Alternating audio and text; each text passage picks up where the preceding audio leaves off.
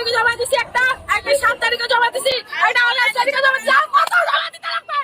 কত জমা দিতে লাগবে? একবার একটা বন্ধ দেবো 15,000 টাকা বন্ধ দিতে কি আমরা 1000 টাকা বন্ধ দিচ্ছি? একটা বন্ধ দিচ্ছি, আর একটা 1000 টাকা বন্ধ কি বিএমএ মাসে চাকরি দিচ্ছে? বলে বাচ্চাগুলো যে 2000 টাকা বন্ধ হয়ে যাবে। আর বলছে যে ভিডিওর কাজ জিজ্ঞাসা করলাম, বলছে আমরা কিছু বলতে পারবো না, আমাদের কোনো দায়িত্ব নেই, আমরা এই বিষয়ে কিছু বলতেই পারবো না, আসলে বলতে পারবো না, আসলে বলতে পারবো না, আমরা আশা কর্মীদের কাছে খোঁজ দেবো।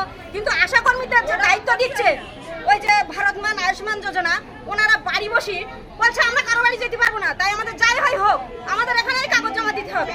কিন্তু আমরা এটা চাচ্ছি যে আমাদের প্রত্যেকের বাড়ি যাক, প্রত্যেকের সমস্যার সমাধান মিলুক, কারণ আমরা সাধারণ মানুষ সবকিছু বুঝি না, আমাদের সেইভাবে বুঝাই দেখ আমাদের। আর মেন হচ্ছে আমাদের ওই যে অন্নপূর্ণা যোজনার টাকাটা সবাই পাক, না হলে কারোর দরকার নেই। সরকার যদি বলে যে আমি দেশ চালাতে পারবো না, যে প্রাক্তন মুখ্যমন্ত্রী যে দেনা করে দিয়ে গেছে তার জন্য আমি দিতে পারবো না, তাতেও আমাদের কোনো আক্ষেপ থাকবে না, যে হ্যাঁ আমরা বুঝবো যে দেনা করে গিয়েছে তার জন্য আমাদের অন্নপূর্ণা যোজনা দিচ্ছে না, বন্ধ করতে। আর যদি দেয় তাহলে প্রত্যেকের, কারণ সরকার যাচাই করেছে যে হ্যাঁ এখানে আমরা এত বাছাই করছি, এই করেছি সেই করেছি, এই বাদ দিছি সেই বাদ দিছি, তার মধ্যে তো আমরা আছি, না হলে প্রথম টাকাটা পাইনি।